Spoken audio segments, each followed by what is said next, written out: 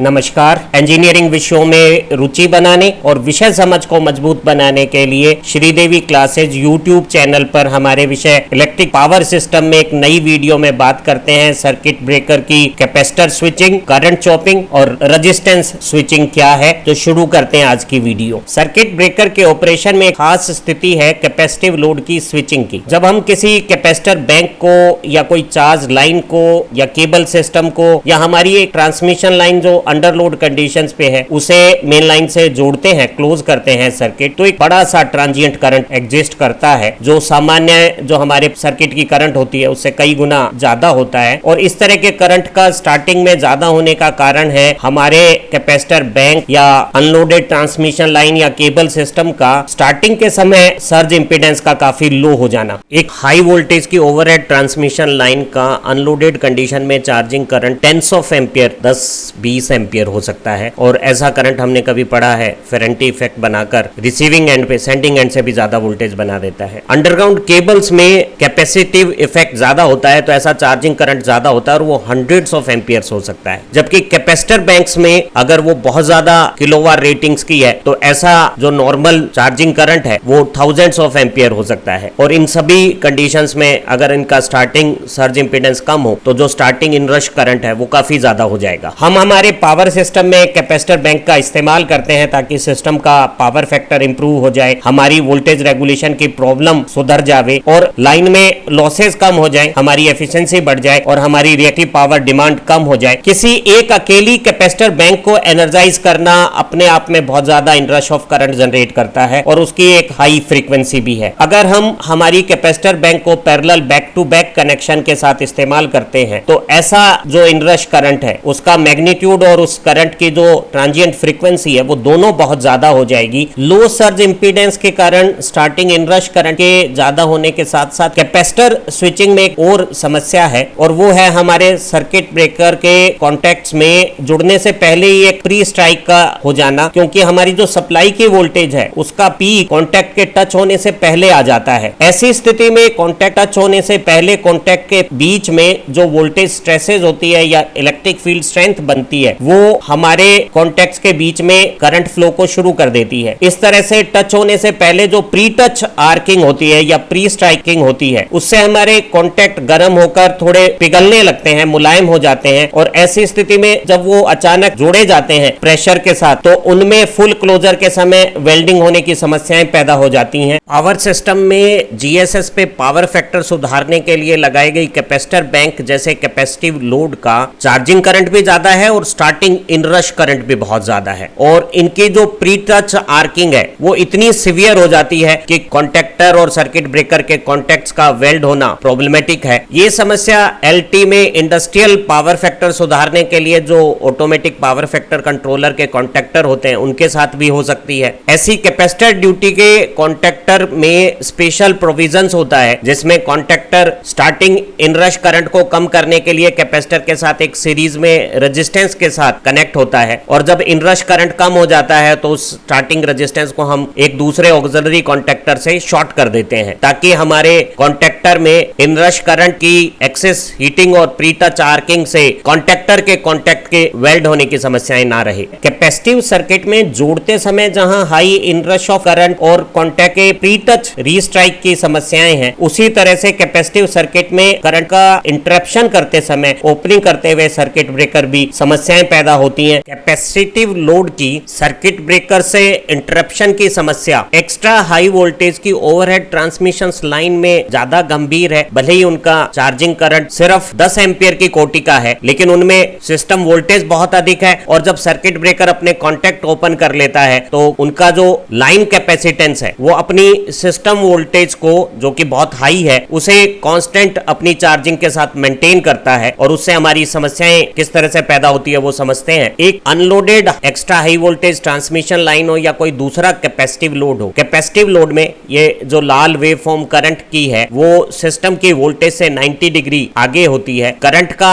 Positive peak पहले आ जाएगा और वोल्टेज का पॉजिटिव पीक उस समय आएगा जब करंट अपना जीरो क्रॉस कर रहा है। जब सप्लाई वोल्टेज का इंस्टेंटेनियस पीक चल रहा है तो सर्किट ब्रेकर के क्लोज कॉन्टैक्ट के थ्रू इस कैपेसिटर लोड के ऊपर भी मैक्सिमम वोल्टेज की चार्जिंग इंस्टेंटेनियस कंडीशन रेजिस्टेंस में है और ठीक इसी समय करंट के नेचुरल जीरो इंस्टेंट पे सर्किट ब्रेकर आर्क का सक्सेसफुल इंटरप्शन कर रहा है, क्विंचिंग कर रहा है और हमारा कैपेसिटर आइसोलेट हो गया है। आर्क इंटरप्शन के बाद आइसोलेट हुआ कैपेसिटिव लोड अपनी चार्ज्ड वोल्टेज को काफी समय तक कांस्टेंट मेंटेन रखेगा, क्योंकि इसके सर्किट का इनहेरेंट डिस्चार्ज टाइम कांस्टेंट बहुत ज्यादा है। ओपन सर्किट ब्रेकर का एक कॉन्टैक्ट कैपेसिटिव लोड के साथ मैक्सिमम सिस्टम वोल्टेज की पोलैरिटी रखे हुए है और आर्क इंटरप्शन के समय यहां भी मैक्सिमम सिस्टम वोल्टेज थी, तो सक्सेसफुल आर्क इंटरप्शन हो गया क्योंकि यहां कॉन्टैक्ट के बीच में कोई पोटेंशियल डिफरेंस नहीं था। लेकिन जब हमारी सप्लाई वोल्टेज अपनी नेचुरल सप्लाई फ्रीक्वेंसी से नेगेटिव पीक इंस्टेंट पाती है, तो सर्किट ब्रेकर के इस कॉन्टैक्ट पे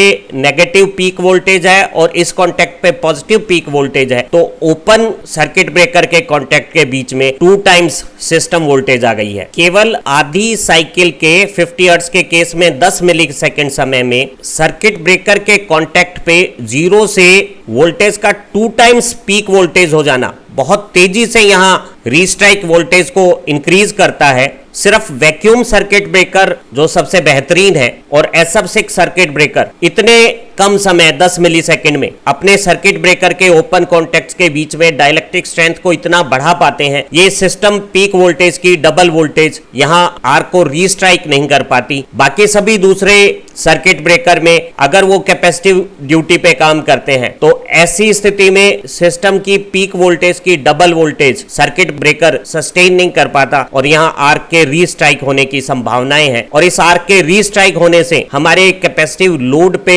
वोल्टेज का मैक्सिमम पीक वोल्टेज से 3 गुना और 5 गुना हो जाना भी पॉसिबल है और हमारी कैपेसिटर बैंक का या लाइन के इंसुलेशन का डैमेज होना कंसीक्वेंस हो सकती है। अगर हमारा 3 फेज पावर सिस्टम अनग्राउंडेड हो तो ये वोल्टेज जो ओपन सर्किट ब्रेकर के कॉन्टैक्ट में जनरेट हो जाती है कैपेसिटिव लोड के साथ, वो हमारी सिस्टम वोल्टेज की 3 गुनी तक हो सकती है। 3 फेज सिस्टम में ग्राउंडिंग के कारण हमारे ओपन कॉन्टैक्ट्स के ऊपर जो इस तरह से वोल्टेज आती है वो सिस्टम वोल्टेज की 2 गुना तक ही लिमिटेड रहती है। जरा समझते हैं कि जब हम किसी कैपेसिटिव लोड, किसी कैपेसिटर बैंक या अंडरलोडेड ट्रांसमिशन लाइन को इंटरप्ट करते हैं तो कैपेसिटिव लोड को, जो ओवरहेड ट्रांसमिशन लाइन हो सकती है, अंडरग्राउंड केबल हो सकती है या एक कैपेसिटर बैंक हो सकती है, उसे ओवर वोल्टेज से क्या खतरे हैं। हमने जाना है कि करंट की वेव के नेचुरल जीरो कंडीशन पे जब आर्क इंटरप्शन शुरू होगा उस समय सप्लाई की पीक इंस्टेंटेनियस वोल्टेज के कारण हमारे कैपेसिटर लोड पे यहां नीले तीर की दिशा में पीक पॉजिटिव वोल्टेज की चार्जिंग हो जाएगी और सर्किट ब्रेकर जब आर्क को इंटरप्ट कर देगा तो कैपेसिटिव लोड अपने चार्ज के साथ इस वोल्टेज को मेंटेन रखेगा। 10 मिलीसेकंड के छोटे से समय में जब हमारी सप्लाई वोल्टेज पॉजिटिव पीक से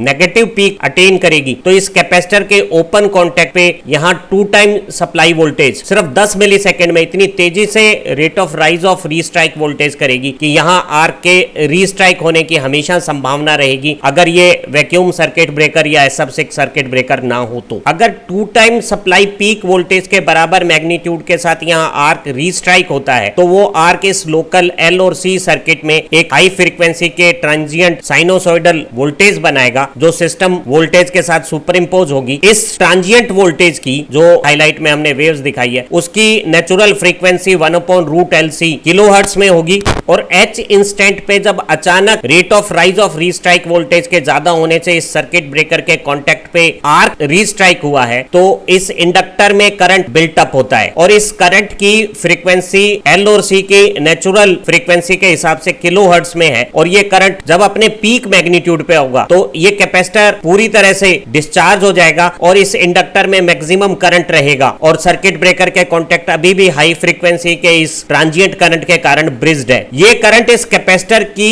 उल्टी पोलैरिटी या नीले तीर के साथ पॉजिटिव पोलैरिटी बनाते हुए चार्जिंग को जारी करेगा। इंस्टेंट आई पे इस हाई फ्रीक्वेंसी ट्रांजिएंट करंट की आधी साइकिल के बाद जब करंट पहली बार 0 होगा तो इस सर्किट ब्रेकर में हाई फ्रीक्वेंसी के ट्रांजिएंट करंट को इंटरप्ट कर दिया जाएगा और इसी दौरान हमारा ये जो 2 VM पीक मैग्नीट्यूड का अपना ट्रांजिएंट वोल्टेज है वो पीक टू पीक 4V का जब मूवमेंट कर चुकी होगी, कैपेसिटिव लोड की वोल्टेज पुरानी ऊपर हरे तीर की तरफ +VM की बजाय अब 4VM चेंज होकर नीचे नीले तीर की स्थिति में -3VM हो गई है और यहाँ आर्क हाई फ्रीक्वेंसी का इंटरप्ट हो गया है। ये जो हाई वोल्टेज है वो एक बार फिर आर्क को रीस्ट्राइक कर सकती है और ऐसी स्थिति में यही L और C के बीच में हाई फ्रीक्वेंसी का ट्रांजिएंट ऑसिलेशन होगा, करंट की एक और साइकिल हाई फ्रीक्वेंसी के साथ जनरेट होगी और बहुत थोड़े से समय में ही 3 दूनी 6 VM का पीक टू पीक मूवमेंट यहाँ कैपेसिटर के ऊपर हरी प्लेट की तरफ 5 VM वोल्टेज पैदा कर सकता है। और ये क्रम तब तक चलेगा जब तक कि हमारे लोड में हाई वोल्टेज पे रप्चरिंग ना हो जाए या कोई लाइटनिंग अरेस्टर कोई प्रोटेक्शन का काम करके और इस कैपेसिटर की चार्ज एनर्जी को डेसिपेट ना कर दे। तो हम पाते हैं कि कैपेसिटिव लोड के साथ इंस्टेंट H पर सर्किट ब्रेकर के ओपन कॉन्टैक्ट में 2 VM वोल्टेज आना संभव है। हमारे वैक्यूम सर्किट ब्रेकर और SF6 सर्किट ब्रेकर बहुत कम समय में 10 मिलीसेकंड से भी कम समय में अपने सर्किट ब्रेकर के ओपन कॉन्टैक्ट के बीच में डाइलेक्ट्रिक स्ट्रेंथ को इतना